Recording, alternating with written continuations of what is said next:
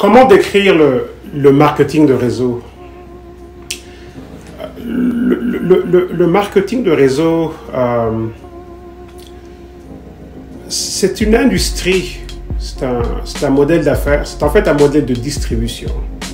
Parce qu'à la base, une compagnie ramène un concept, un produit ou bien un service. Et on peut décider d'écouler la marchandise, le produit ou le service, selon les méthodes traditionnelles de marketing. Et le marketing, c'est en fait toutes les activités et toutes les différentes infrastructures pour ramener un produit de l'usine, du manufacturier, au magasin de détail où justement quelqu'un pourra donc se procurer le produit. Et si c'est un service, même chose. Donc, partir de fournisseurs de services, donc, et ça passe par une infrastructure pour que justement le consommateur puisse avoir accès à ce produit. Et le marketing de réseau, c'est tout simplement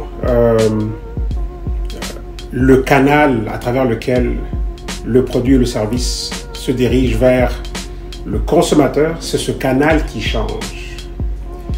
Plutôt que de passer du manufacturier, on va dire, au grossiste, fournisseur, il y a différents intervenants dans les différentes chaînes et tout, d'acheminement, d'accès à un produit et finalement finir dans un magasin de détail et le détaillant donc va vendre le produit. Plutôt que ça passe par ce processus-là, dans le marketing de réseau, on part en fait du manufacturier, de la maison mère, et on va directement au consommateur en enlevant donc différentes étapes dans le processus. Donc le processus, l'infrastructure, le véhicule qui ramène le produit du manufacturier au consommateur, c'est ce véhicule-là, en fait, le marketing de réseau. C'est-à-dire que c'est un véhicule différent. On ne va pas aller vers un magasin de détail, on va aller directement donc du manufacturier au consommateur. Alors il est où le magasin de détail? Vous voyez, le magasin de détail, c'est justement, c'est vous ou c'est moi. Toute personne peut justement jouer le rôle à la fois du grossiste, fournisseur et magasin de détail. On joue ce rôle-là. Et on joue aussi le rôle, on va dire, des relations publiques. Okay? On va dire le côté publicité, le côté de devenir porte-parole d'un produit, d'un service, d'une idée, d'un concept. Donc on joue tout ce rôle-là. Et dans tout ça, imaginez un peu l'argent qui aurait dû être payé donc, aux grossistes, et puis aux fournisseurs, et puis aux détaillants. Et l'argent qui aurait été donc à travers les différentes agences de publicité traditionnelles. Donc on a tout cet argent-là, tout ce flux monétaire qui est redirigé vers une personne comme moi, une personne comme vous. Donc là, c'est beaucoup d'argent potentiellement qu'une compagnie est prête à payer à quiconque va s'associer donc à elle, s'associer donc au concept, au produit, au service, et de décider de devenir alors, on va dire, un point de vente. Un point de vente, mais aussi un point d'éducation, un point publicitaire. C'est-à-dire qu'on mise tout, on mise tout en fait sur nous. La maison mère mise tout sur la personne, le participant, la personne qui décide donc de se mettre en partenariat. Et c'est des partenariats très importants, surtout quand on regarde le genre d'économie dans laquelle on est aujourd'hui. C'est une économie justement des partenariats. On le voit avec le phénomène des indépendants. On peut le voir avec le phénomène Uber, le phénomène des Airbnb. Donc on a déjà ce concept d'indépendance. C'est une économie qui ouvre la porte aux indépendants. Donc il y a déjà ce concept-là d'association, de concept d'indépendance. Mais ici, ça va beaucoup plus loin que par exemple un concept Uber où c'est quand même un concept linéaire. Vous voyez, les gens se retrouvent quand même limités par un certain temps et c'est un travail linéaire. Oui, d'accord, on est indépendant, mais encore là, c'est un peu comme être le propriétaire de son propre emploi.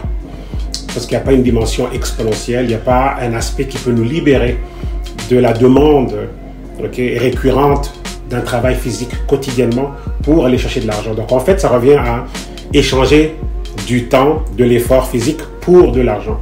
Et c'est pas plus différent qu'un salaire d'un employé, par exemple. Et le marketing de réseau est vraiment différent.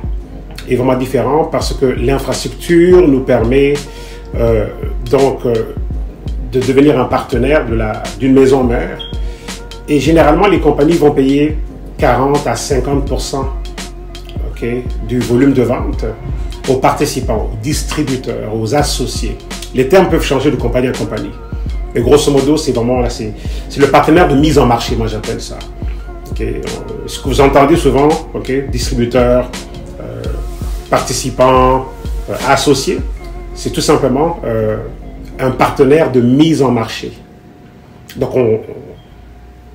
parce que c'est ça le travail qu'on fait en fait. C'est un travail de mise en marché. Parce que pour que le produit soit disponible dans un marché, il faut bien qu'il soit connu. Et qui va faire la pub, vous voyez, qui va faire la distribution, qui va rendre le produit accessible. Vous voyez, on a toutes ces questions-là.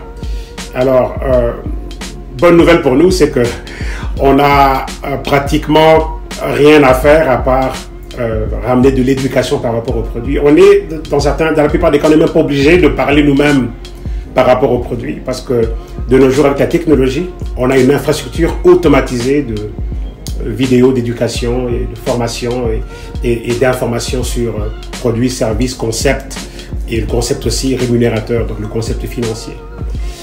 Donc c'est un extraordinaire concept quand on comprend vraiment comment ça fonctionne. Le marketing de réseau aujourd'hui est très répandu. C'est très facile de rencontrer quelqu'un qui en a déjà fait, qui en fait, qui a son pied quelque part, qui le fait à temps partiel pendant que la personne fait autre chose. Il n'y a plus le mythe de pyramide. On a parlé dans le passé. Et moi, quand j'ai commencé dans le marketing de réseau, j'ai subi les attaques de la dimension pyramidale. C'était horrible. On devait à chaque fois se défendre, expliquer que non, c'était pas une pyramide. Non, c'était pas une pyramide. Mais on est loin de ça aujourd'hui. C'est pas une pyramide, évidemment.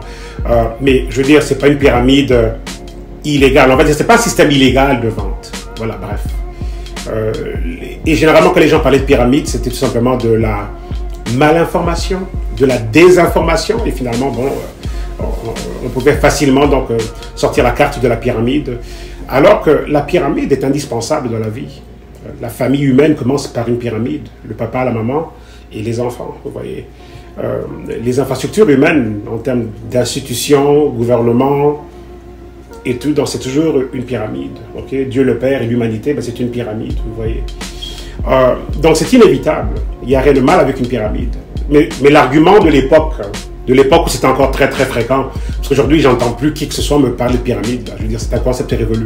Les gens sont assez éduqués. On a vu le phénomène des médias sociaux, Facebook et tout, qui fait en sorte que bon, on comprend la dimension sociale de la vente, vous voyez. C'est en fait ça, c'est la dimension sociale de la vente. Et on le comprend aujourd'hui, parce qu'aujourd'hui, beaucoup sont affiliés à ceci, à cela, sur les médias sociaux, et les codes d'affiliés, on clique ici, on clique là, et c'est des commissions, et tout, il y a le phénomène Amazon aussi là. Et donc, on a pu à défendre la cause du marketing de réseau par rapport, est-ce que c'est une pyramide?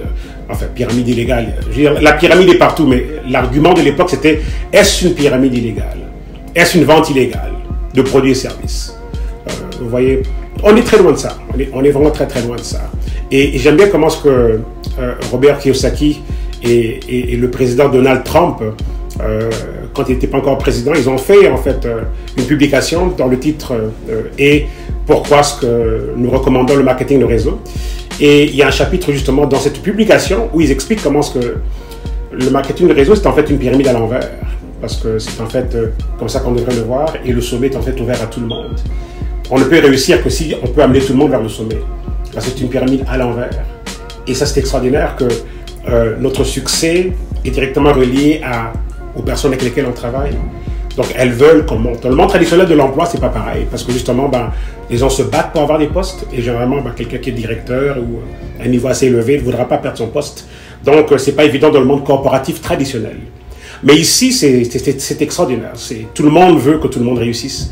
Parce que c'est à mesure que les autres réussissent que nous aussi on réussit. De ce côté-là, c'est extraordinaire. Alors, c'est quoi ce concept de mise en marché? Oui, ça peut faire peur. Oh, voilà, mise en marché.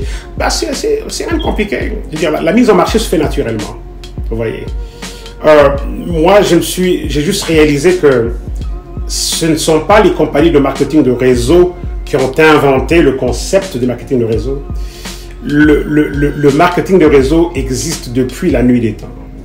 Le marketing de réseau est la forme de distribution la plus ancienne. On regarde dans le mouvement de l'explosion de l'évangile. On a vu comment est-ce que le Christ, Jésus, a envoyé ses disciples deux par deux. Okay? Et on a ce concept dans le marketing de réseau, ce concept binaire. Okay? Donc, de parler à deux clients, qui parlent à deux clients, qui parlent à deux clients. C'est un concept, c'est le concept le plus ancien de la vente. Okay? Basé sur quoi? Ben, basé sur le témoignage. Parce que justement, en le mettant en parallèle avec le concept de l'évangile. Okay? C'est quoi le terme évangile? Évangile, donc, dans sa version grecque ancienne, euangelion, qui veut dire une bonne nouvelle, mais qui est trop bonne pour être vraie. C'est ça l'évangile. Alors quand Jésus envoyait donc ses disciples et tout aller apporter la bonne nouvelle, okay, parce qu'il les a formés dans le processus avant que lui-même en fait s'en aille, okay, par le processus de la résurrection et tout, et qu'il leur a légué cette mission pour qu'on puisse continuer et d'aller en fait propager cette bonne nouvelle à travers toutes les nations, okay, aux extrémités de la terre. C'était ce même concept de marketing, vous voyez. Et de même que l'évangile avance par rapport à la bonne nouvelle. Pourquoi est-ce que la bonne nouvelle est importante? La bonne nouvelle est un témoignage, vous voyez. Et il n'y a qu'un témoignage qui peut amener quelqu'un du point A au point B en termes de paradigme. Parce que le témoignage permet donc d'amener quelqu'un à réaliser que ce à quoi je croyais n'est plus tout à fait vrai, parce que là je viens de voir quelque chose et tout qui vient me prouver que ce à quoi je croyais n'était pas nécessairement vrai. Okay? Et qu'il y a d'autres façons de faire les choses, qu'il y a d'autres méthodes pour obtenir certains résultats, vous voyez. Et là, dans le marketing de réseau, pourquoi cette industrie fonctionne? C'est parce que, tout être humain veut le bien-être. Tout être humain est à la recherche d'un espoir. Et un entrepreneur dans le marketing de réseau, c'est tout simplement, on va dire, un porteur d'espoir. C'est un ambassadeur des possibilités. C'est un ambassadeur, c'est un évangéliste de la place des affaires. C'est ça un distributeur de marketing de réseau. C'est vraiment ça que c'est, parce que le modèle est basé sur le témoignage d'un espoir. Et peut-être que cet espoir, c'est quoi? C'est quelqu'un qui lutte avec un taux de sucre okay, qui semble toujours à la hausse, malgré les infrastructures médicales de l'heure. Et que là, bonne nouvelle, marketing de réseau, donc généralement il y a beaucoup de compagnies dans la santé naturelle qui utilisent ce modèle-là. Et pourquoi est-ce qu'elles le font? Okay? En santé naturelle, pourquoi est-ce qu'elles passent par le modèle de distribution, par le réseau? C'est parce que justement le témoignage est imbattable. Une pub à la télé, oui, on ne sait pas trop c'est qui, c'est quoi, et c'est abstrait. Mais quand quelqu'un a les larmes aux yeux, que la personne vous dit, ok, j'ai plus mal au dos, la personne vous dit la tumeur et tout, qui était une menace pour ma vie et tout, donc a été complètement dissolue grâce à ces nutriments que j'ai pris sur une base de temps, une période de temps. Ça vaut des millions ces témoignages-là, vous voyez. On ne peut pas reproduire ça avec une pub à la télé, une pub abstraite. Et de nos jours, les pubs n'ont plus l'impact qu'elles avaient, donc on va dire des années 70 okay, ou 60. Aujourd'hui, on n'est plus à cette époque-là. Donc, on veut du vrai aujourd'hui. Vous voyez, on a eu ce phénomène de la télé-réalité. Le monde a tellement été stimulé par la caméra, par la télévision. Et là, je dis que les médias sociaux, on veut du vrai. C'est pour ça que les Facebook Live, les YouTube Live, toute chose qui peut être capturée en direct et tout, donc peut devenir virale. Parce que justement, on est dans cette ère où l'humanité a tellement été stimulée par la révolution de la technologie. Et là, on devient très très gâté. On a été gâté technologiquement parlant. On veut du vrai. Vous voyez? Et c'est pour ça que ça marche. C'est une industrie qui marche, chers amis, ça marche. Parce qu'il s'agit d'un témoignage. Vous voyez? Le marketing de réseau ne pourrait pas être ce qu'il est s'il ne s'agissait pas d'un témoignage réel, d'une émotion. Les gens achètent nos émotions. C'est imbattable, ça. Je suis en train de faire une série dernièrement de témoignages avec différents leaders qui font partie de mon réseau mondial. Et le témoignage ne sera jamais démodé. Parce que le bien-être pour l'être humain ne pourra pas être démodé. L'être humain recherche le bien-être. Vous voyez, le bien-être, c'est en nous. L'enfant naît, il sort du ventre de la maman, et moi j'ai assisté à plusieurs des naissances de mes enfants. Et on le voit, comment est-ce que le bébé va pleurer, parce que soit qu'il a faim, soit qu'il a mal au ventre, mais dès qu'il a bu son lait, et que dès que bon, les choses se stabilisent, ben, le bébé dort. Mais le pleur, c'est quoi? Ben, le pleur, c'est justement, ben, c'est une alerte du genre, ok, problème, débalancement côté bien-être. Et dès que le bien-être est rétabli, ben, le bébé s'endort. Vous voyez, donc, dès l'instant l'humanité, dès l'instant où l'être humain arrive sur Terre, donc la notion du bien-être, on la voit déjà dans les enfants. À la minute où l'enfant sort du ventre de sa maman, on voit les notions du bien-être. Donc le bien-être est éternel. Le bien-être, la recherche du bien-être est... Regardez, la recherche du bien-être, ou je devrais dire que le bien-être sera toujours éternellement recherché. Tant qu'on a de la vie, le bien-être va être quelque chose qui va être en fait recherché par toute personne. Vous voyez, on recherche le bien-être et tout. Et lorsque on peut donner un témoignage justement sur la possibilité de retrouver le bien-être. Okay? Et je prends l'exemple de la santé naturelle, parce que c'est une industrie capitale. Parce que quand on regarde le taux de mortalité aujourd'hui, juste par rapport à comment est-ce que la nature a été industrialisée, le système alimentaire, la dimension chimique et synthétique, le système pharmaceutique et tout, on voit les dégâts, on voit le taux de mortalité. Ce sont des chiffres qui sont là et on parle de faits, ce n'est pas des choses qu'on raconte en l'air, ce sont des faits. Okay, au Canada, par exemple, on a juste à aller sur le site web de la Société canadienne du cancer et puis on verra les chiffres des décès quotidiens. Et en passant, c'est plus de 200 décès par jour au Canada, vous voyez, juste par le cancer. Quand on regarde ce qui se passe à ce niveau-là, et on regarde le modèle du marketing de réseau, mais dans le cadre de la santé au naturel, par exemple, ça ne sera jamais démodé, vous voyez.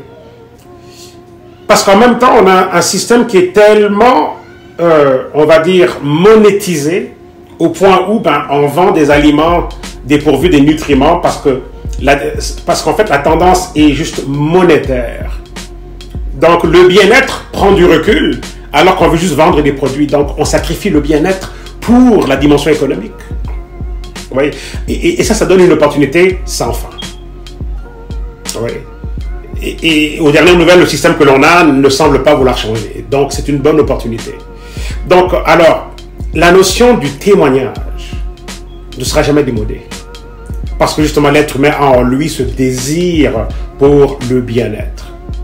Et de la dimension de la santé au naturel, écoutez, quand on regarde juste comment est-ce que le monde est affecté au quotidien, on a ce concept du moindre mal. Vous voyez, les gens vivent dans le moindre mal. C'est quoi le moindre mal? Dans la hiérarchie de tous les mâles, on va se contenter de ça. On va se contenter d'une machine qui teste le taux de sucre dans le sang tous les jours. C'est un mal, mais bon, les gens vont endurer ça. Les gens vont endurer aller faire une dialyse due à un problème d'insuffisance rénale. C'est un moindre mal. Les gens vont vivre avec des tensiomètres à la maison, des appareils pour mesurer la tension artérielle, et c'est un moindre mal. Il y en a qui ont des tables remplies de médicaments tous les jours, et ça c'est un moindre mal. Vous voyez, c'est arrivé au point où les gens se disent, ok, vaut mieux être en vie, ok, au moins on est en vie, ok, on n'a qu'à prendre ce médicament, au moins ça nous garde en vie. Alors, dans une société du moindre mal, ok, le bien-être demeure et tout la denrée rare. Parce que le moindre mal ne veut pas dire le bien-être. C'est un mal qui est là, mais on a accepté de vivre avec le mal. Vous voyez. Et le témoignage dans ce cas ici devient crucial. Vous voyez. Donc c'est une industrie qui marche parce que le témoignage ne sera jamais démodé. Et pourquoi est-ce que le témoignage ne sera jamais démodé? Parce que l'être humain a en lui ce désir pour le bien-être. Vous voyez? Et on recherche un témoignage qui va nous donner espoir que oui, ce qu'on pensait être impossible peut devenir possible. Vous voyez? Et c'est pour ça aussi que le marketing de réseau fonctionne. Et ça, c'est extraordinaire, ça, vous voyez. Et en réalité, le marketing de réseau, je me suis rendu compte au fil du temps que ce n'est pas l'industrie du marketing de réseau qui a créé le modèle. Nous sommes le marketing de réseau. Le marketing de réseau, c'est vous et c'est moi. Pourquoi? Ben, c'est simple. Parce que nous sommes le réseau original de distribution. Vous voyez? Pourquoi? Parce qu'on vit en société. On vit en relation. À l'intérieur de nos relations, on se communique des informations. On éduque le frère, le cousin, okay, le beau-frère, le papa, la maman, bref, dans notre cercle d'influence. Okay, on est exposé à des choses, à des connaissances. Et quand on apprend quelque chose et qu'on le partage dans notre cercle d'influence, dans notre famille, dans notre cercle d'amis, on fait quoi? Ben, on joue le rôle d'éducateur. Vous voyez? Donc, on vit déjà en tant qu'être humain dans un réseau de marketing naturel. Parce qu'à mesure qu'on vit la vie de tous les jours, on se parle en relation avec les autres et on se recommande des solutions qui ont marché pour nous. Et généralement, les gens achètent les solutions qui ont marché pour les autres. C'est pour ça que dans certaines familles, on arrive et on voit les mêmes meubles dans les mêmes familles, les mêmes écrans plats, les mêmes écrans, je veux dire, les mêmes télévisions écrans plats, les mêmes modèles, parce que tout simplement, ils ont vu ça chez le cousin, ok, ils ont été l'acheter aussi, vous voyez. Donc, nous sommes le réseau original de marketing. Nous sommes le marketing de réseau. Nous sommes le réseau original, naturel de marketing. Pourquoi? Parce qu'on s'influence mutuellement par rapport à certaines informations. On s'éduque mutuellement.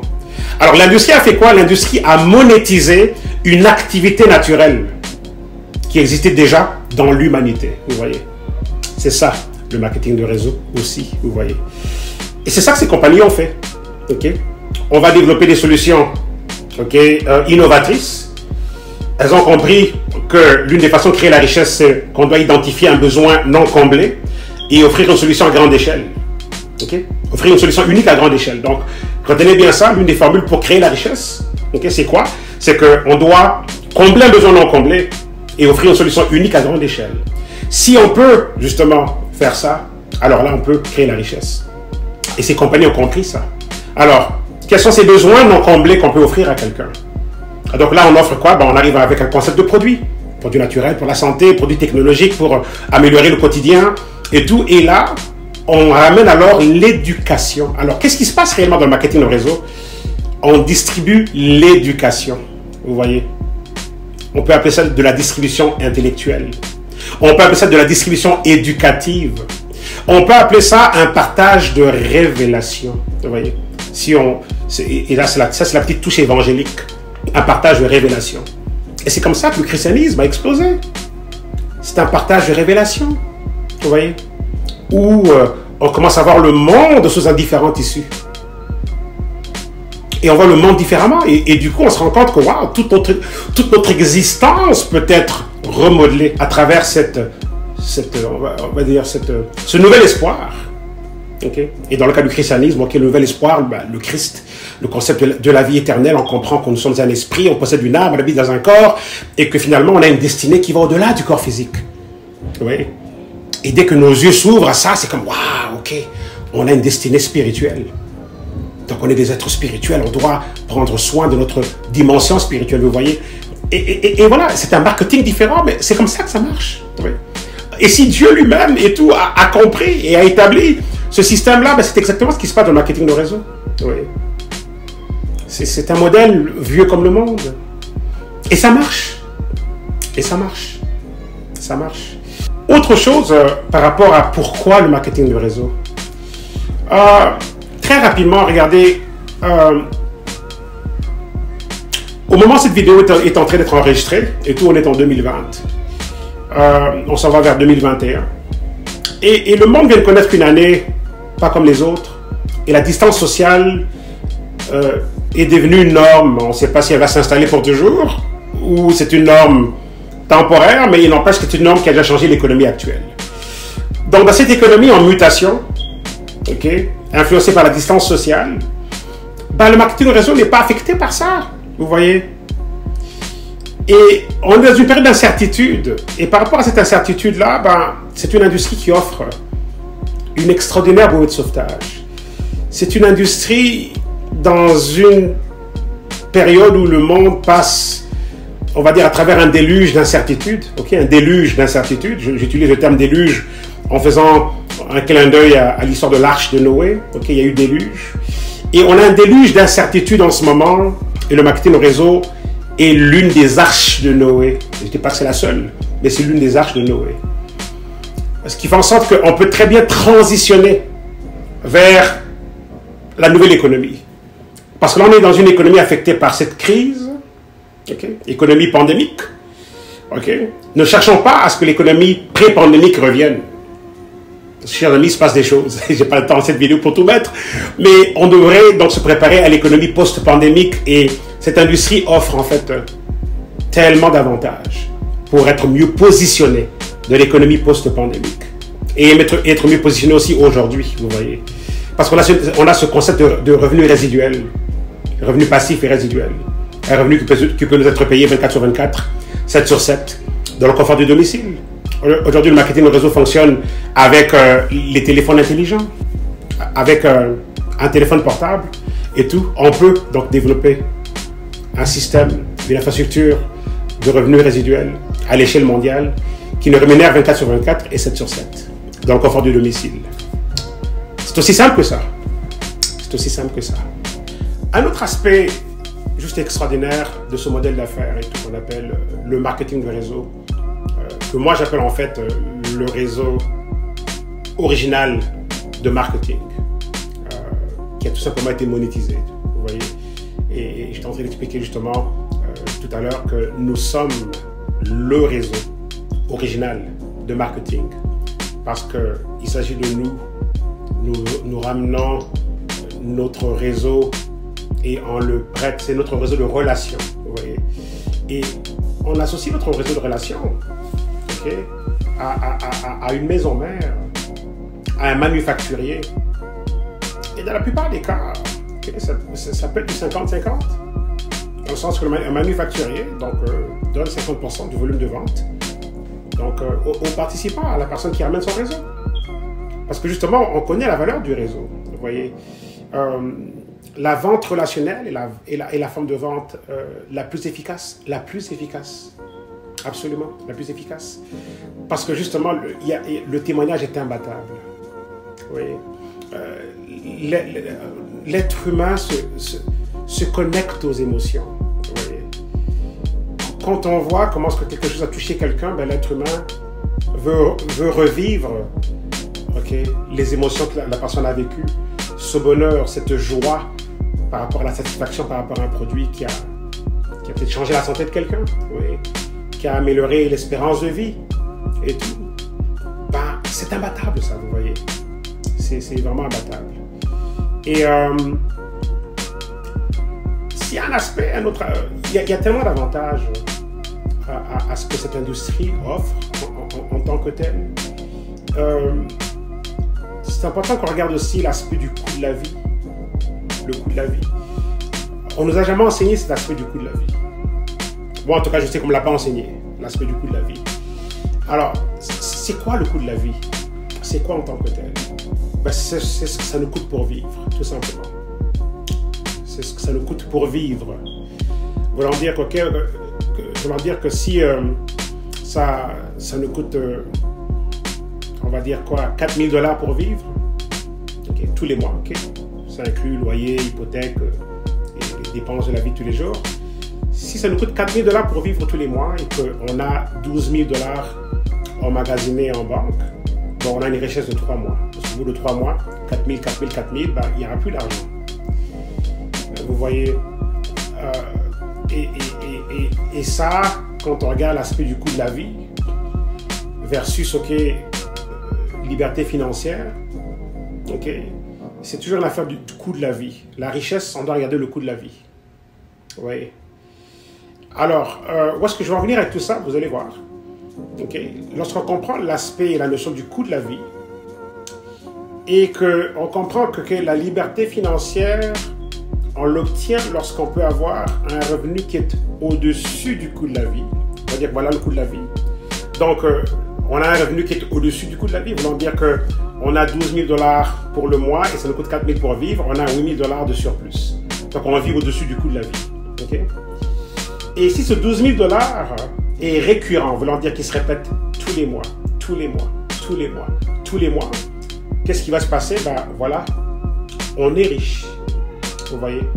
Parce qu'on a pu se positionner pour vivre au-dessus du coût de la vie. Et on a un revenu résiduel, récurrent, un revenu qui se régénère tout seul. Donc ça nous prend un revenu qui se régénère tout seul sur une période de temps indéfinie, indéterminée, donc à l'infini, et tout, et qui est aussi au-dessus du coût de la vie. Voilà comment s'établir en liberté financière, vous voyez. Alors, quand on a compris ça et qu'on regarde maintenant ce qui est beaucoup plus, on va dire, répandu, okay, le monde du travail, okay, on peut dire que 80, il y en a qui disent 95% de la population, il y en a qui disent 99%.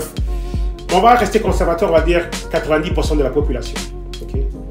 Alors 90% de la population suit un modèle économique basé sur l'emploi. Donc on est employé quelque part et on échange des heures tous les jours. On donne 8 heures à un employeur et cet employeur évalue combien il veut nous payer pour les 8 heures. Donc, il y a une étiquette qui est collée à la personne. Vous valez autant, on ne vaut pas ça, c'est sûr. Okay. Ce que Dieu a mis en nous et donc fait de nous donc des êtres illimités, indispensables. Lorsqu'on découvre qu'est-ce qu'on a en nous, on est tous indispensables. Oui. Et il y a en vous quelqu'un d'indispensable, tout comme il y a en moi quelqu'un d'indispensable. Mais il faut trouver dans quoi je suis indispensable, dans quoi il n'y a personne qui peut me remplacer.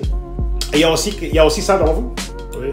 Il y a aussi dans vous quelqu'un qui est irremplaçable. Alors, c'est dommage lorsque on ne connaît que l'emploi, parce qu'on nous colle une étiquette qui n'a rien à voir avec la valeur en fait qu'on a, la réelle valeur, le potentiel que l'on a en fait. Alors, on nous colle une étiquette et on a un salaire. Malheureusement, les salaires sont en dessous du coût de la vie. Donc voilà le coût de la vie, voilà les salaires. Vous voyez, là, l'équation change. Les salaires sont là. Et tout. Et en plus de ça, donc les salaires ne sont pas indexés à l'équation. Pardon, ne sont pas indexés à l'inflation. Ok. Donc les salaires ne sont pas indexés à l'inflation. Voulant dire que l'inflation, c'est le phénomène qui fait en sorte que les choses deviennent de plus en plus chères à mesure que le temps avance. Donc, ça veut dire qu'un sac de riz en 1997 qui coûtait 5 $, coûte 17 $ aujourd'hui. Vous voyez? L'inflation, tout simplement. Maintenant, là, les salaires n'ont pas bougé. Alors que, par rapport à l'inflation, les choses coûtent de plus en plus cher. Donc, on va dire que le coût de la vie monte, les salaires ne bougent pas. Vous voyez? Et ça, c'est un problème. Et qu'est-ce qui se passe quand la personne a fait son 30, 40 ans de carrière, quelque part, en tant qu'employé, et puis à un moment donné, par rapport à l'âge et la technologie qui est là, les mises à pied sont inévitables. Donc, quelqu'un n'a pas un employeur éternel. Donc, à un moment donné, le travail s'arrête. Et qu'est-ce qui va se passer? Les salaires qui n'étaient déjà pas assez parce que c'était au-dessus du coût de la vie. Donc, au moment de la retraite, les prestations, généralement, vont être plus basses. Okay? Donc là, le salaire diminue. Donc, la personne va recevoir une pension de retraite. Et selon la pension de retraite, c'est moins. Généralement, ça va être 3 fois moins que le salaire, qui n'était déjà pas assez, vous voyez. Et là, qu'est-ce qui se passe généralement? Oui, il y en a qui vont bien s'organiser et avoir une retraite confortable, mais pas riche et confortable. Okay? Mais la plupart des cas, ce n'est pas le cas. Okay? On nous dit que 54% des gens sont dépendants de la famille ou du gouvernement pour recevoir de l'argent. Et ça, c'est après l'âge de 65 ans. Vous voyez? Il y en a en fait 4% qui sont libres financièrement, 1% qui sont riches. Vous voyez? Et il y a un bon 36% qui travaillent encore. Au-dessus de l'âge de 65 ans, il y a un bon 36% qui travaillent encore. Parce que justement, incapables de prendre la retraite. Vous voyez? Alors, qu'est-ce que le marketing de réseau nous rapporte? Le marketing de réseau nous donne l'opportunité, parce que c'est un système qui n'a pas de limite en termes de qu'est-ce qu'on peut gagner. Okay? C'est un système de croissance exponentielle. Et pour faire un petit rappel à la formule de Metcalfe, Robert Metcalfe qui nous a donné la formule du réseau, ok, ben, la formule va comme suit, c'est le nombre d'utilisateurs au carré. Voilà la formule du réseau. Voulant dire que quelqu'un dans le marketing de réseau qui a 10 clients, consommateurs, 10 distributeurs ou associés, ben son réseau vaut réellement 100 personnes. Parce que c'est le nombre d'utilisateurs au carré. Oui.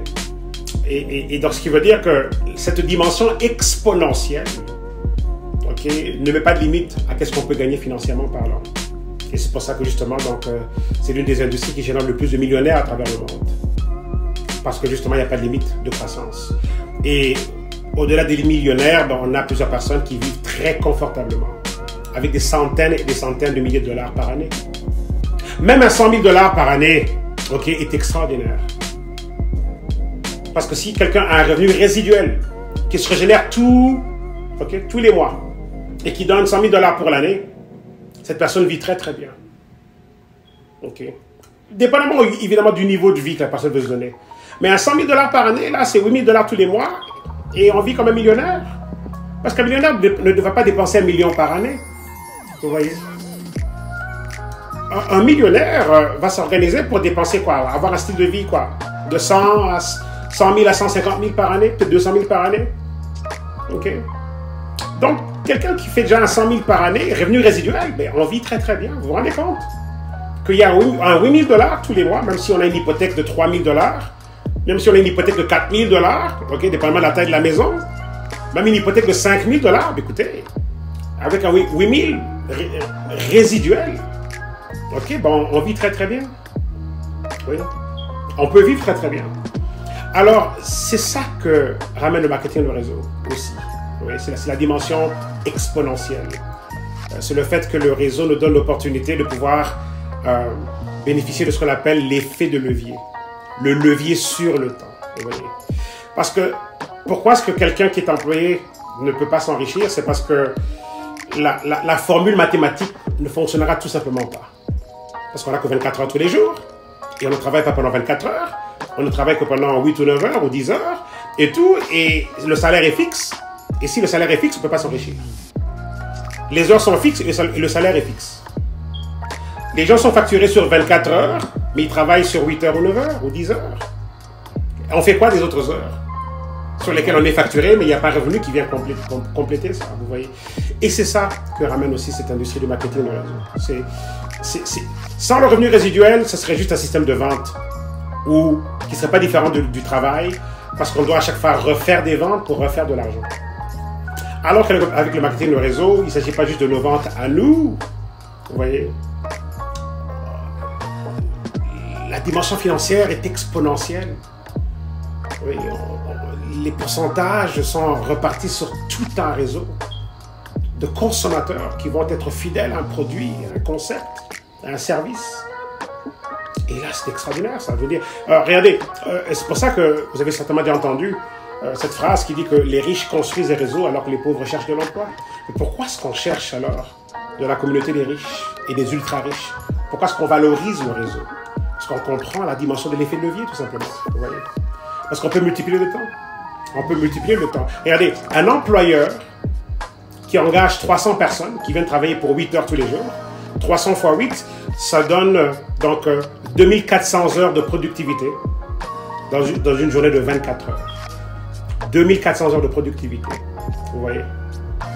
Voilà l'effet de levier sur le temps. Ça veut dire que la journée est de 24 heures, mais le temps a été multiplié. Donc voilà comment est-ce qu'on gagne. Et c'est pareil, dans le marketing de réseau, ok, 10, 15, 20 personnes, 100 personnes, 50 personnes, 500 personnes, 1000 personnes, ok, qui sont multipliées dans le réseau. Si les 1000 personnes donnent 1 heure par jour, ben on a 1000 heures par jour qui travaillent pour nous. C'est extraordinaire ça. Vous voyez. Donc c'est imbattable de ce côté-là. Et par les temps dans lesquels, je veux dire, par rapport au temps dans lesquels on vit en ce moment, et tout, la pertinence de l'industrie est d'autant plus grande par rapport au temps dans lesquels on vit. J'étais en train de mentionner il n'y a pas longtemps juste comment est-ce que par rapport encore à l'aspect de l'économie de pandémie, la plupart des gens, on va dire, ok, peut-être font l'erreur d'espérer que l'économie pré-pandémique revienne. Ok, redonnez-moi ce que je connais, redonnez-moi ce à quoi je suis habitué. plutôt que de se réinventer dans cette période-ci et de pouvoir mieux se positionner par rapport à l'économie post-pandémique. Oui. Et ça, c'est une industrie idéale par rapport à la distance sociale. Oui. On peut gagner sans avoir à rencontrer les gens. Oui, c'est vrai que le marketing au réseau aussi a l'aspect de proximité. On veut rencontrer les gens, serrer la main, et c'est ça l'humanité. On veut se rencontrer, se serrer la main et tout, assister à des réunions ensemble, des grosses conventions, des grands événements et tout. Mais si on regarde juste comment est-ce que le monde est en mutation en ce moment, ben, on peut s'en sortir avec la distance sociale. Vous voyez? Parce que le marketing de réseau, avant même l'économie pandémique dans laquelle on est en ce moment, ben, le marketing de réseau offrait déjà un extraordinaire mélange, on va dire une extraordinaire fusion du concept du commerce électronique et des médias sociaux. Vous voyez? Dans les années 70, on n'avait pas de Facebook, on n'avait pas d'Internet, donc on était encore dans la dimension sociale traditionnelle. On devait aller rencontrer les gens et tout. C'était une autre époque. Mais aujourd'hui, ben, le marketing de réseau avait déjà pris une autre ampleur par rapport à la technologie. Oui, l'Internet a changé le monde pour toujours. Le commerce électronique a changé aussi le monde des affaires pour toujours. Donc quand on prend la dimension commerce électronique, panier de shopping en ligne, boutique en ligne, et tout boutique électronique, on voit aujourd'hui comment ça explose. Tout le monde peut avoir une boutique électronique. Tout le monde. Shopify. C'est le phénomène du moment. On peut ramener une idée, un concept, on va chez Shopify et puis boum. Et voilà, on a une boutique, on vend des choses. Mais encore là, c'est pas du marketing de réseau parce que bon, c'est de la vente directe. Et oui, on peut s'enrichir, c'est sûr. Je dis pas qu'on peut pas s'enrichir. Mais l'effet de levier est imbattable. Le fait que, pourquoi être limité à nos propres ventes lorsqu'on peut être payé sur les ventes des autres aussi? Vous voyez? Pourquoi? Et c'est ça la puissance du système. C'est que pendant qu'on dort et tout, donc les revenus ne s'arrêtent pas parce que c'est question donc d'être rémunéré sur toute une infrastructure de vente. Vous voyez? C'est puissant ça. C'est puissant. C'est que le monde a encore besoin d'être éduqué sur la notion du revenu résiduel. Qui est dans le cadran du cash flow tel que Robert Kiyosaki l'a présenté, ben, à droite du cadran, ben, on a les grosses entreprises et les investisseurs. Ben, s'il y a bien une chose en commun entre les grosses entreprises et les investisseurs, ben, c'est l'effet de levier. L'effet de levier sur le temps. Les grosses entreprises multiplient le temps par les gens et les investisseurs multiplient le temps par l'argent. C'est de l'argent qui se multiplie et qui multiplie leur temps. Alors que les grosses entreprises multiplient le temps par les gens. Ça veut dire que c'est à mesure que les gens se multiplient que ça multiplie le temps. Parce que chaque personne y met des heures. Vous voyez? C'est ça en fait le dénominateur commun. Le temps. Et si on n'a pas compris le temps, on passe à côté du temps. On passe à côté du temps, tout simplement. Vous voyez? Et là, on vit une vie à regret. Et j'ai présenté un concept, c'est un concept que j'enseigne, le match de la vie. Originalement, j'avais été inspiré par comment est-ce que Robert Kiyosaki l'avait enseigné et tout. Et j'ai développé quelque chose d'original. Le match de la vie, le match de l'argent. Et tout. Ça se retrouve dans un de mes livres, La Dimension Kairos. Vous allez voir justement que j'ai dédié donc, tout un chapitre où je parle de ce concept du match de la vie, du match de l'argent. Ça nous aide vraiment à nous réveiller et de comprendre la notion du temps. Et tout. Comprendre la notion du temps. Parce que si on ne comprend pas le temps, il est très difficile de réussir dans la vie si on ne comprend pas le temps. Ouais. Le temps nous a été donné gratuitement par Dieu. Et tous les jours, on a un crédit de 24 heures. Oui. Et on fait quoi avec ce crédit-là? C'est un 24 heures qui peut être multiplié. Qui peut être... On peut rentrer nos 24 heures quotidiennement dans cette formule exponentielle. Le temps est un cadeau de Dieu et c'est une denrée qu'on peut multiplier. Pour ceux qui sont familiers avec la parabole des talents, regardez un peu comment est-ce que Dieu nous enseigne ce principe de la productivité, de la multiplication. Vous voyez? Et tout le monde est doté d'une possibilité de succès sans limite. Tout le monde. On a tous des talents uniques. Alors pour amener ça au temps, c'est ça, ce côté que le marketing de réseau nous ramène. Le facteur temps. Si on peut multiplier le temps, on peut s'en sortir. C'est question de temps, vraiment, vous voyez. La richesse et tout, c'est basé sur le temps. basé sur le temps. Et c'est pour ça que quand on a compris ça, ben, on veut un revenu résiduel. On veut un revenu qui ne dépend pas de notre temps personnel, parce que notre temps personnel va demeurer limité par le fait qu'on n'a que 24 heures tous les jours. Vous voyez. Donc le temps est une denrée gratuite qu'on reçoit tous les jours et qui peut être multipliée. Qu'on peut redonner à Dieu. Dieu nous donne 24 heures tous les jours, on peut lui redonner justement ce 24 heures avec intérêt.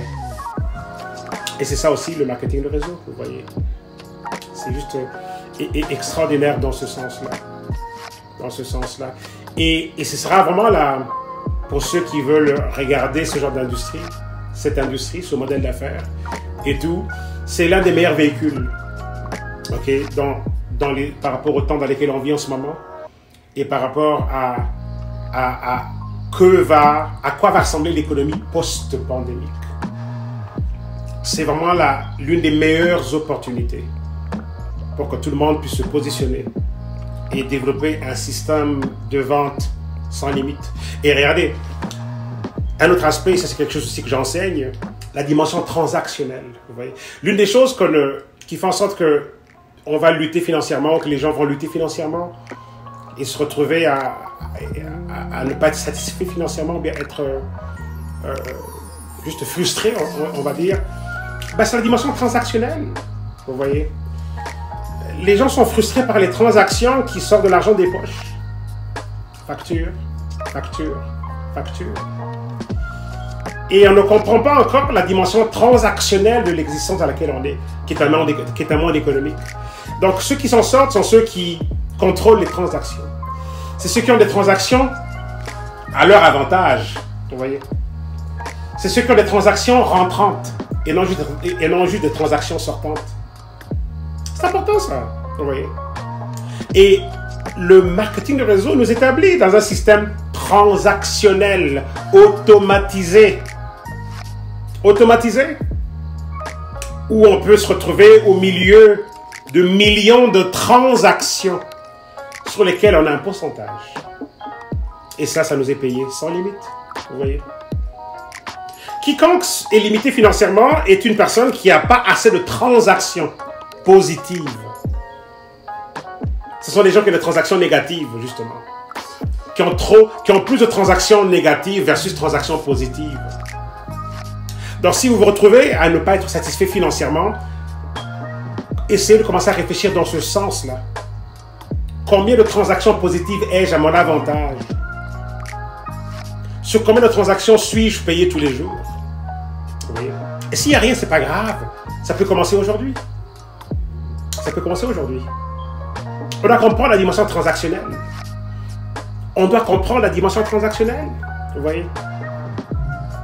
Il y a tellement de différents angles à travers lesquels on peut regarder cet aspect de limitation financière. Okay? Je sais que le mot pauvreté, ça peut offusquer quelqu'un. Okay? Si je dis pauvreté, okay? On va dire limitation financière. Okay? Je pense que c'est peut-être un meilleur mot que ça. Un meilleur mot. Limitation financière, tout simplement. Okay? Ben, la limitation financière est une indication, c'est un facteur indicateur qu'on n'a pas assez de transactions à notre avantage. Vous voyez? Les gens se retrouvent avec, on va dire, beaucoup de factures à la fin de l'argent. Voulant dire qu'il y a un excès de transactions négatives, factures, et pas assez de transactions positives, donc les rentrées financières. Voilà. Mais on peut changer ça. On peut quitter le monde, ok, de la fin de l'argent, alors qu'il y a encore des factures. Vous voyez? On a encore des factures à la fin de l'argent. On peut changer ça et se retrouver à avoir encore beaucoup d'argent à la fin des factures. Voilà justement. Ok. Sur quoi on est tous appelés, on n'est pas spécial là, parce que bon, on a plus d'argent. On est tous appelés à ça, mais vous voyez, mais s'il y a bien une chose qui manque, c'est l'éducation. C'est le changement des paradigmes. Vous voyez, l'être humain est un être social, c'est un être d'imitation, c'est un être de référence sociale, etc. Et on y va avec ce qu'on nous a dit, ce qu'on nous a raconté, ce qu'on a vu autour de nous, les choses qu'on a entendu nos parents dire, nos grands-parents, etc. Les choses qu'on entend autour de nous. Et tout ça, ça fait en sorte que le paradigme de quelqu'un et tout donc va devenir... il va devenir ce qu'il est, okay, en fonction de ce qu'on aura entendu. On nous a vendu un tissu de réalité très limité. Parce qu'on dit à quelqu'un, dès que l'enfant arrive, on lui dit, ok, ben voilà, tu vas aller à l'école prématernelle, maternelle, primaire, secondaire, collège et puis universitaire.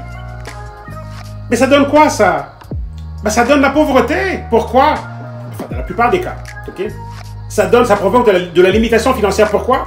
Ben parce que prématernelle, maternelle, primaire, secondaire, collège, université, c'est pour avoir un papier universitaire, un diplôme collégial, pour espérer se faire engager par quelqu'un. Pour que quelqu'un dise, ok, basé sur ce que vous avez étudié, et puis voilà, et certaines expériences, on a fait quelques stages, voilà, on vous donne un boulot. Vous vous rendez compte? On vous donne un boulot. Donc, on est en train de, on va dire, de faire de la sous-traitance de notre destinée. Ok? On lègue la gestion de notre destinée à quelqu'un qui n'a aucun intérêt autre que de donner un salaire. Non, chers amis, non. La destinée a un coût. La destinée a un coût. Et généralement, les salaires n'ont pas la capacité de financer une destinée. Pensez un peu à tout ce que vous auriez pu faire si l'argent n'avait jamais été une limitation. Pensez un peu à tout ce que vous aurez déjà fait. Le nombre d'orphelinats que vous aurez ouverts. Okay? Le nombre d'écoles que vous aurez, okay, que vous aurez pu avoir construit déjà depuis tout ce temps-là. Le nombre de personnes que vous aurez pu, donc je veux dire, que vous aurez pu aider. Okay? Bref, il y a des choses en nous, on a des projets, on a la créativité, on a tout ça, mais on ne nous a pas fait croire, on ne nous a pas appris que tout ça c'était important, vous voyez. On ne nous a pas appris que c'était important ça. On ne nous a pas appris que c'était important, donc voilà, c'est pas important. On nous a dit, ok, ben la vie c'est prématernelle, maternelle, primaire, secondaire, collège, université, salaire, après ça, facture et tout, et c'est beaucoup donc de factures à la fin de l'argent. Ce scénario est prévisible, il commence à l'école prématernelle. C'est un scénario prévisible. Et si on avait fait ça à l'envers, on y va avec exactement ce que l'on veut, le genre de vie que l'on veut, et au départ, ok, on formate nos enfants en leur disant, ok, ben, ça te prend un revenu résiduel. Ça te prend un revenu, et tout qui se régénère tout seul, qui ne dépend pas de ta présence physique. Ça te prend un revenu au-dessus du coût de la vie. Et tout ça et tout. Et c'est un revenu aussi qui va pouvoir non seulement assurer ta retraite, ton futur, mais qui va aussi pouvoir assurer donc la vie de tes enfants et de tes petits-enfants. Et de tes petits-enfants. C'est pour ça que j'aime tellement la perspective de notre Créateur. Dans ce livre sacré qu'on appelle la Bible, okay, il est écrit qu'un bon homme, okay, ou une bonne femme, okay, lègue un héritage aux enfants de ses enfants. Ça veut dire quoi, ça? Ben, ça veut dire qu'on doit assurer une liberté financière, une prospérité, une aisance financière pour notre génération, la génération de nos enfants et la génération des enfants de nos enfants. Vous voyez? Donc, ça veut dire que, ok, ben, quel est cet employeur qui va nous établir dans une prospérité financière sur 3 générations? Je ne pense pas que cet employeur existe, en ce moment en tout cas. Ok? Donc, mais quand on peut découvrir cette notion d'économie personnelle, okay, les choses vont changer. Oui. Se construire une économie personnelle, économie autonome, une économie qui est automatisée et qui nous met de l'argent dans les poches, de façon récurrente, de façon exponentielle et sur une durée de temps indéterminée. Le marketing de réseau est une des façons de commencer à construire cet empire économique. Mais ce n'est pas la seule façon. Okay? Ça nous apprend l'entrepreneuriat, ça nous apprend toutes ces notions qu'on ne nous a pas appris à l'école. Toutes ces notions par rapport à l'argent et par rapport au temps, par rapport à notre valeur personnelle, notre valeur marchande, par rapport à tout. Vous voyez? Et donc, combiné avec ça, il y a d'autres choses évidemment. Acheter des maisons, on peut développer quelque chose dans l'immobilier, on peut avoir des centaines de maisons et mettre des locataires, et voilà, on a un revenu résiduel, on peut avoir des investissements dans différents secteurs de l'économie et qui nous rapportent de l'argent. Je veux dire, c'est de comprendre qu'on est censé avoir une économie Moi, en fait, en ce qui me concerne, le marketing de réseau m'a énormément appris. Vraiment, juste énormément appris. Il y a tellement de choses aujourd'hui qui viennent de ce que cette industrie, le modèle d'affaires a pu me rapporter. Vous voyez, grâce au marketing de réseau, ben, je veux dire, ça m'a aidé à me développer en tant qu'entrepreneur. C'est la meilleure école sur le terrain qui nous apprend vraiment à aiguiser notre dimension entrepreneuriale. Nous sommes tous nés entrepreneurs, comme le dit le docteur Ralph Darté. Nous sommes nés entrepreneurs, et ne mourrons pas employés. Voulant dire qu'il n'y a pas de mal à démarrer sa vie comme donc, un employé, mais ce serait dommage de finir là. Pourquoi? Parce que tout simplement, ben, qu'est-ce qui fait de nous que nous sommes nés déjà comme entrepreneurs? C'est que je veux vous embarquer dans la perspective du créateur comme, on va dire, un manufacturier d'une marque. Okay? Et voici ce créateur qui manufacture une marque qu'on appelle l'être humain, okay? L'humanité. Et c'est pas une marque générale dans le sens qu'on est tous des clones et qu'on est tous pareils, et qu'on parle tous pareil, on est tous différents, on a des couleurs de peau différentes, on a des langues différentes et on a des talents et habilités complètement, je veux dire, complètement différents. Okay? Complètement différents. Et j'aime bien ce passage du livre du Créateur qui nous dit justement que Dieu nous a minutieusement et merveilleusement créés. Okay? Alors, si on ramène ça à la notion du manufacturier, donc ça voudrait dire que vous, moi, okay, chaque être humain sur cette terre est un produit unique qui a été minutieusement et merveilleusement, affectueusement donc manufacturé par ce créateur. Minutieusement. Voulant dire que, ok, on est tous uniques et qu'on n'a absolument rien donc à envier à qui que ce soit d'autre. Ok, on est tous uniques et tout. Et donc voilà, okay. On est un produit unique. Oui. On est un produit unique. Et nous sommes tous entrepreneurs parce que nous sommes tous une marque déposée à part entière. Ce qui veut dire qu'on a en nous une capacité, on a en nous un savoir-faire, il y a en nous quelque chose qu'il n'y a que nous qui pouvons faire, comme il n'y a que nous qui pouvons faire. Personne ne peut nous imiter dans ce qu'il n'y a que nous qui pouvons faire, comme il n'y a que nous qui pouvons faire, et comme il n'y a que nous qui savons faire. Voyons, vous voyez, ok? Personne ne peut les imiter par rapport à ça. Et juste par rapport à ça, ben, on est tous entrepreneurs potentiellement. Parce que l'entrepreneur va prendre une solution unique. Vous voyez? S'il y a en nous tous quelque chose d'unique, qu'il n'y a que nous qui savons faire, comme il n'y a que nous qui savons faire, et qu'on peut prendre cette chose-là, qu'on peut l'emballer et la présenter sur la place des affaires, et tout, ben, quelqu'un voudra bien nous payer de l'argent pour ce talent unique que nous avons. Vous voyez? Ok? Et donc, on est tous à la base entrepreneurs parce que justement, on est tous dans cette chaîne de montage extraordinaire de notre Créateur. Nous sommes ce produit unique, minutieusement et merveilleusement et affectueusement configuré.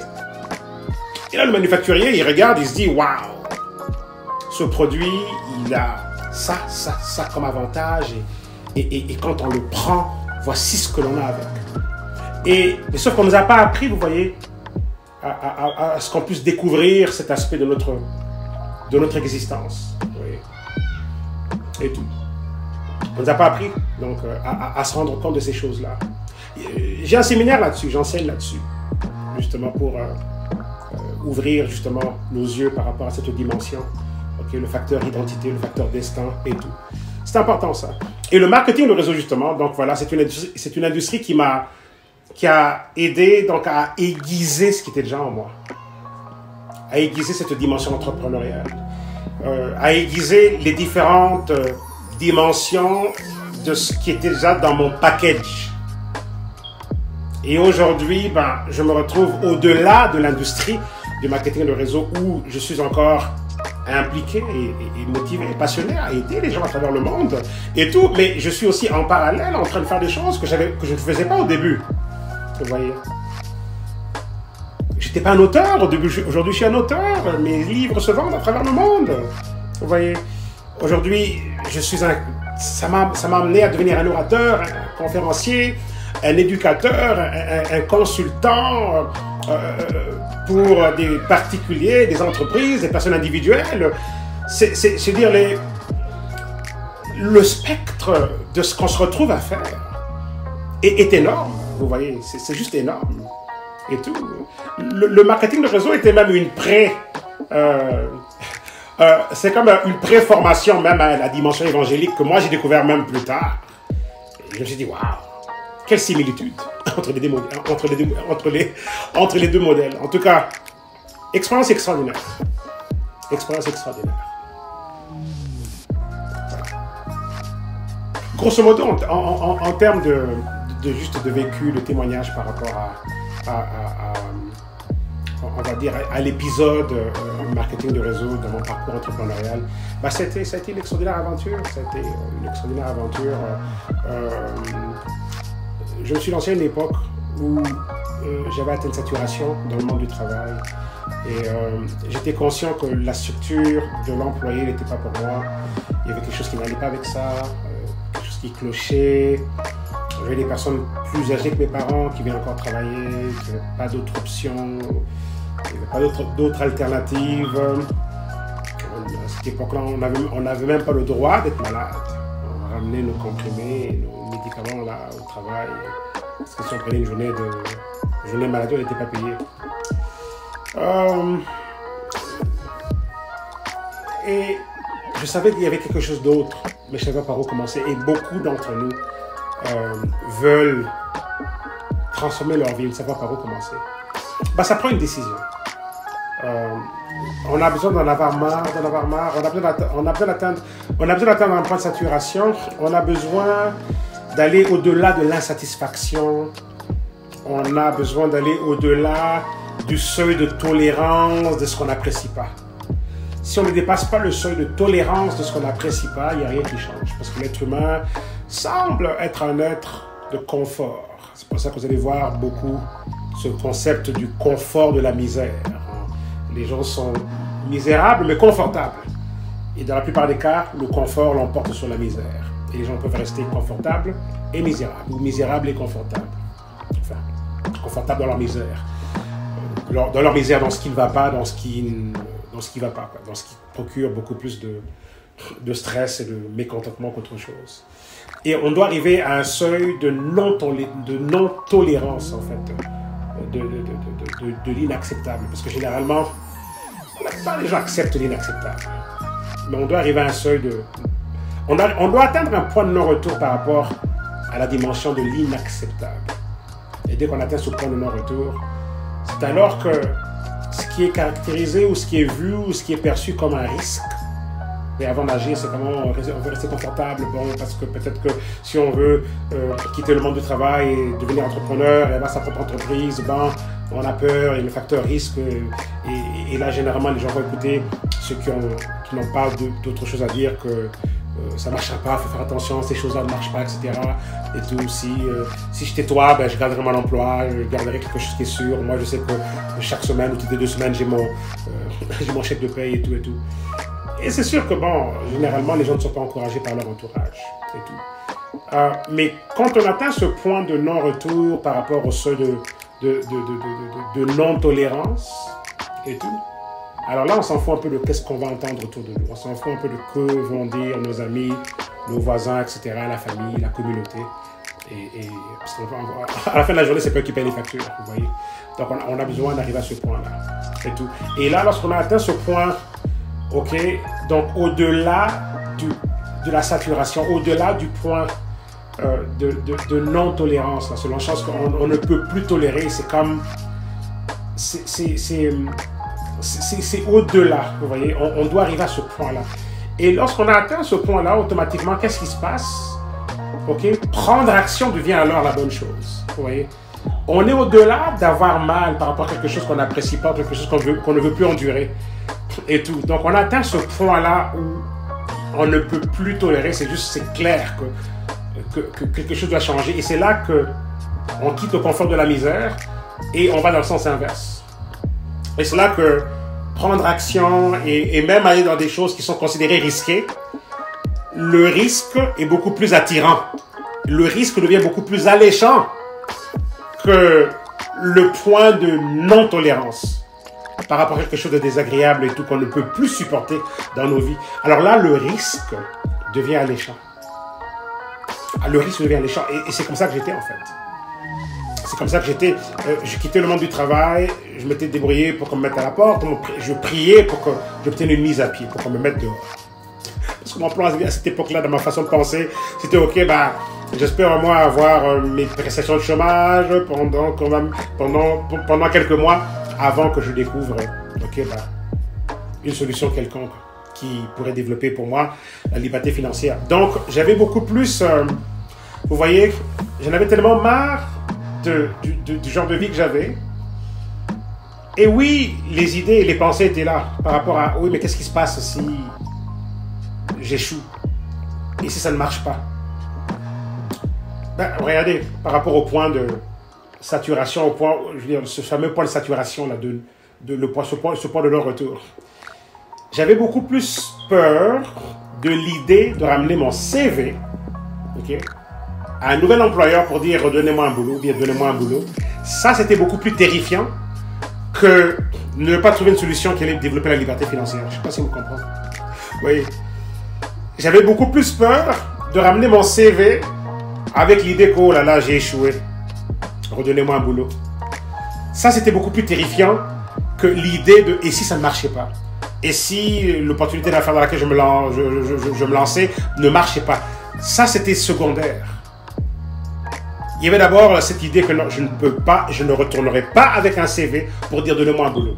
Ça, c'était beaucoup plus grave que quelque chose ou un business qui ne marcherait peut-être pas. Et quand j'ai découvert justement ma première opportunité et tout, c'était dans le marketing, le réseau et tout, ma mentalité était simple, ça doit marcher. C'est comme il n'y avait aucune possibilité d'échec.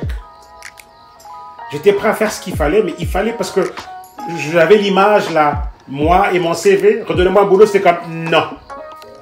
C'était comme non, ok? Et c'est ça en fait qui a fait en sorte que bon, voilà, c'est ce qui m'a gardé. C'est ce qui m'a gardé. Et Dieu merci, j'ai découvert le succès très rapidement.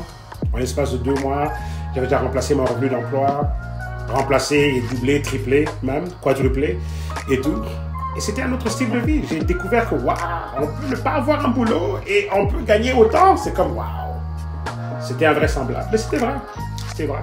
Et vous voyez, et lorsqu'on passe au-delà de ce seuil, de la peur, de tout ce qu'on nous fait croire et tout, on découvre autre chose. Vous voyez. Donc si ça peut aider quelqu'un à prendre cette décision-là, écoutez, le plus grand risque, c'est d'être au même point dans 20 ans et que rien n'ait changé. C'est pas de risquer de se lancer dans un business qui ne marchera pas. C'est pas grave. Il y a combien d'emplois qui marchent? Dans le sens que combien d'emplois ont procuré la liberté financière? Il n'y en a aucun. Mais les gens retournent aux emplois. Okay? Mais on peut essayer 5, 6, 7 opportunités d'affaires, mais peut-être que la 8e marchera. Vous voyez? La 9e marchera. La 10e marchera parce que une opportunité d'affaires, un système d'entreprise est programmé pour réussir. Vous voyez? Il est programmé pour nous amener à vivre un autre genre de vie financièrement parlant. Donc, si on peut emmener ça à marcher, vous voyez, plutôt que de se dire « Ah, mais ces choses-là ne marchent pas et tout, si j'étais toi, je retournerais et je garderais mon boulot. » Non, c'est de se dire « Ok, que puis-je faire, que dois-je faire pour que ça marche ?» Parce que ça marche bien pour d'autres, donc ça peut aussi marcher pour vous. Et ça a marché, ça fonctionne et ça marche encore aujourd'hui, vous voyez, et tout. C'est un système extraordinaire et c'est possible. On peut y arriver, on peut y arriver. Si j'ai pu le faire et tout, on peut y arriver. Tout mon parcours, mon background et tout, j'avais aucune notion de l'entrepreneuriat, aucune notion et tout. Donc j'ai tout appris sur le terrain et tout. Alors pour qu'aujourd'hui je sois en train d'impacter, ok, des industries, des personnes à travers le monde, etc. et tout, ben c'est tout ce que j'ai appris sur le terrain, vous voyez. Ok, ça nous aiguise, ça nous développe, ça nous formate, ça nous façonne et tout. Donc ça a été une expérience extraordinaire. Donc ça marche, ça fonctionne, ça fonctionne, ça fonctionne. Regardez, dites-vous dans 20 ans à quoi va ressembler votre vie, dans 20 ans. Est-ce que votre employeur vous aura gardé, je veux dire, 20 ans plus tard, qu'adviendra-t-il de votre employeur dans 20 ans? Regardez, on nous dit que d'ici 2030, okay, l'intelligence artificielle, okay, aura provoqué l'élimination de proche de 1 milliard d'emplois. Ce qui veut dire qu'il y a des gens qui vont à l'école aujourd'hui pour des emplois qui n'existeront même pas dans 10 ans. Mais encore là, l'économie de la pandémie vient de tout changer, parce que là, aujourd'hui, il y a l'exode vers la maison. Les entreprises sauvent de l'argent parce qu'on peut payer les gens de la maison, mais en même temps, mais si on peut payer les gens de la maison, ben on peut aussi aller plus vers, justement, l'automation robotisée. Vous voyez? Donc, c'est un phénomène qui devient un peu, on va dire, prématuré. On prévoyait ça d'ici 2030, mais là, c'est en train d'arriver maintenant, de plus en plus. Donc, on doit se réveiller à tout ça. Okay? On doit se réveiller à tout ça. L'entrepreneuriat n'est plus une question de peut-être que oui, peut-être que non. C'est quasiment la seule issue de sortie par rapport à un monde qui vient de nous présenter une dimension d'incertitude encore beaucoup plus prononcée que c'était déjà avant. Okay. Donc c'est vraiment... c'est plus une affaire de oui, peut-être que non, on va y penser. Non, c'est vraiment, ok, trouvez-vous quelque chose et faites quelque chose. Et il faut qu'il y ait du revenu résiduel. Il faut qu'il y ait un aspect effet de levier. Vous ne voulez pas être pour quelque chose qui est linéaire et qui dépend de votre présence pour faire de l'argent. Parce que qu'est-ce qui arrive s'il y a un problème, si quelqu'un est malade, quelqu'un ne peut pas travailler? On ne veut pas que le revenu s'arrête si la personne arrête de travailler. On veut que le revenu continue même si on arrête de travailler. Donc voilà.